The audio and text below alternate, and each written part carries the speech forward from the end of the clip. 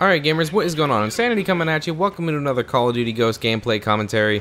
And I believe right now I'm about halfway through Prestige number 1 as I, try and push my way all the way to Prestige 10 with all 10 characters. But let's go ahead and talk a little bit about the craziness that's going on in the gaming community right now. It's a very exciting time to be a gamer.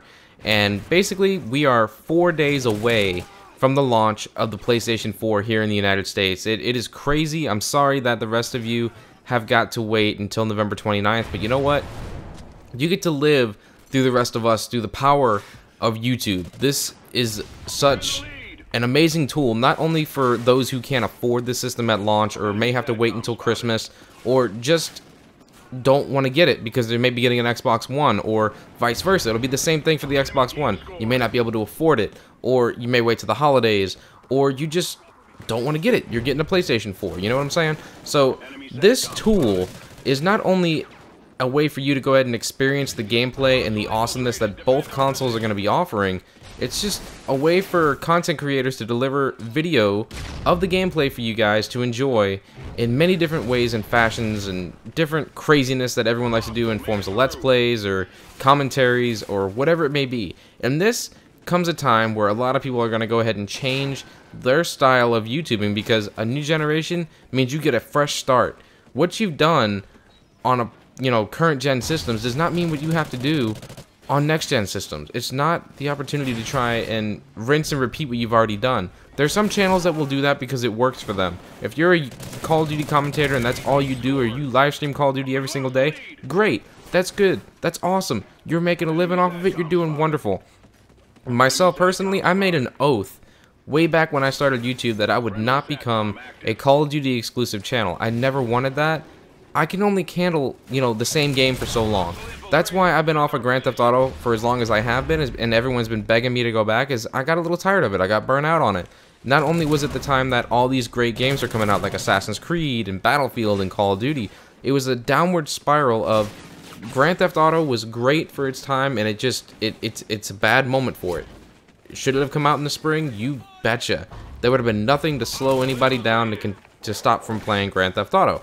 But now that we have next-gen systems, it makes a lot of people wonder, am I ever going to play Grand Theft Auto again? You know I will. I'm not going to unplug my 360. It's going to stay hooked up. We're going to keep enjoying GTA Online, and I'm going to continue playing with you guys no matter what. Now, the next thing that I'm really concerned with is because I have a plan. I'm picking my PlayStation 4 up at midnight, Thursday night, Friday morning, however you want to look at it. And I'm going to come straight home. I'm going to do a full unboxing of this thing. I'm going to sniff it. I'm going to tell you what it smells like. I don't know. I'm going to hook the thing up, record the startup screen, show you what's going on. And I may run into a big problem. Sony hasn't fully announced if there's going to be a day one patch or not for the HDCP protection that is through HDMI output.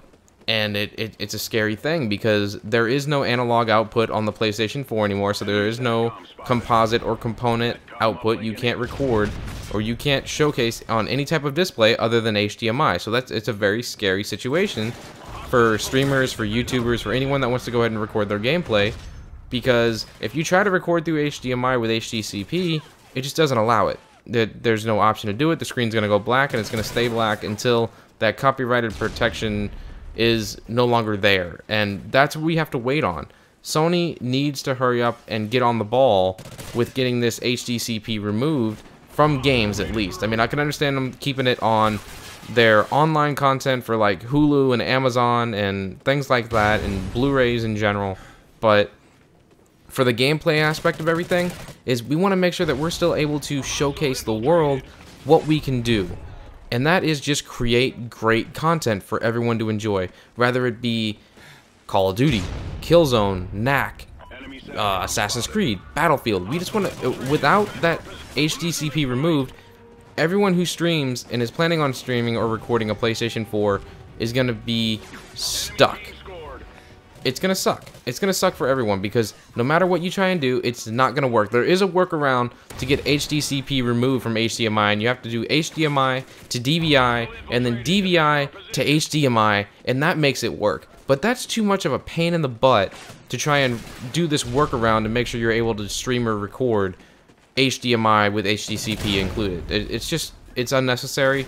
and it needs to be removed as soon as possible. I hope Sony is listening to the community. We are very excited that y'all decided to remove it because we had to live a whole generation without HDMI capturing on the PlayStation 3. And I'm glad you listened to the community and you're showcasing, hey, we care about our consumers and those who want to go ahead and share what you create and what you can do. Even though there's a share button on that PlayStation 4 controller, you don't want to use our setup. You want to use your own that you spent your hard-earned money on. And I think that's a really important thing.